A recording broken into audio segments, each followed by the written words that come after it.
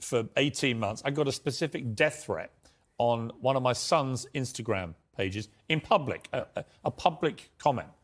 And it was very specific about what this person was going to do. Yeah. I couldn't use the police to evade him. We know where you live. We're going to come and kill you. And then a second one threatening my son and his mother, my ex-wife. I called in the police. I thought, I'm not having them putting death threats on my son's life. Sure. I called the police. Police investigated this. They arrested somebody over a year ago. And then I heard from the police this week that despite 18 months of investigation, of a publicly posted comment on Instagram threatening to kill me on my son's Instagram, that they will not be able to pursue the case. Now, and I thought, imagine, I'm high profile. This was a front page of the Sun newspaper, this story. If that same man called a transgender person the wrong pronouns, he would be in trouble. Right. So doesn't it just show how absolutely asinine and banal our legal system has become? That would never happen in a country like United Arab Emirates, the place I'm now residing in, Dubai, where the leadership has common sense. And I'm saying that all the leadership structures, doesn't matter if it's Labour or Conservative, across all of it in this nation have completely and utterly failed. Sadiq Khan is a loser. Because when you have a city which is losing, which London is losing in all metrics across its competitive cities around the world, and you're in charge of it, by extension, you're a loser. I will tell you right now, instead of virtue signaling and giving Qatar a hard time over their religious beliefs, what we should be doing is a treaty with Qatar to build a prison deep in the desert. Make me mayor of London. We'll make a prison deep in the desert. And if you're caught with a knife or robbing someone, you can go do 25 years with one meal a day in the scorching sun. And then what we'll do is we'll put cameras there and we'll interview you once a week and broadcast that out to the nation and see if you change your mind and make people understand that this is a country that should be respected and our laws should be respected. Instead, what happens? What has Sadiq or any of the people in charge of this country actually done to fix any of our issues besides sit around and talk? Nothing. None of them have done anything, but they seem ultra concerned with finding money for proxy wars, ultra concerned with rainbow flags in another country that is uninterested in them, and their priorities are completely messed up. Of course the ambulance people are. Of course the ambulance drivers are striking. Of course the nurses are striking. Nobody cares about the most important things in this nation. It's a failing country in real time, and that's why I've left. What about the specific allegation? By the way, I don't disagree with a lot of that, because I do think this country is in big trouble. And I do think that one of the problems is people think if they do have a crime against them, nobody cares anymore.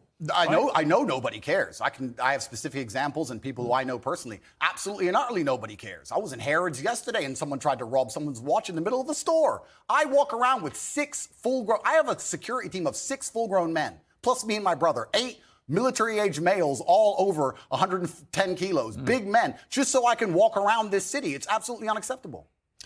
What about the issue of race? And I mentioned that in the context of the Harry and Meghan ongoing debate, their war with the royal family, war against the monarchy, their specific, constant referencing to the fact that they believe they were driven out of here because of racism in Britain. What do you make of that debate? That's absolute fallacy. And you're from a mixed race background yourself. Correct. I'm from a mixed race background myself. And while we're discussing the leaders of the UK, although I do think they're doing a terrible job, it's kind of hard for Meghan to say that the UK is a racist country when the leader of the UK is darker skinned than her and the mayor of London is darker skinned than her. And I am a person who's probably darker skinned than her. And I've never experienced any kind of bigotry against myself besides the fact I'm a straight male. I'll get bigotry for that before I'll get bigotry for my skin color. I think it's just a cop out and her not wanting to be perspicacious and self-reflective enough to understand that she has attacked an age-old institution, and there are people who are very patriotic about that institution, and by attacking it and bringing a degree of distaste to it, there's going to be people who don't like her. And if you're a dislikable person, you can't just instantly stand up and say it's because of my skin color. It might be because of your actions and some of the things you've said. I mean, I think there's probably no doubt she's had racism on social media because it's... Who hasn't, Piers? It's a cesspit. You probably have. Well, as I said just now, I've had death threats on social media and no one seemed to care very much. Yeah. But I think that's probably inarguable. My issue with what they've both been doing is if you're going to make allegations against an institution like the royal family and the monarchy, you've got to actually provide some evidence. You can't just spray gun this thing out there and say, well, somebody was racist. Yeah, and airing dirty laundry is never going to be respected by the populace, and being a tattletale is never going to be respected by the populace. And I think the problem with the modern world we're living in is a lot of age-old traditions are being destroyed in real time. It doesn't matter what the tradition is. Most of them are being eroded.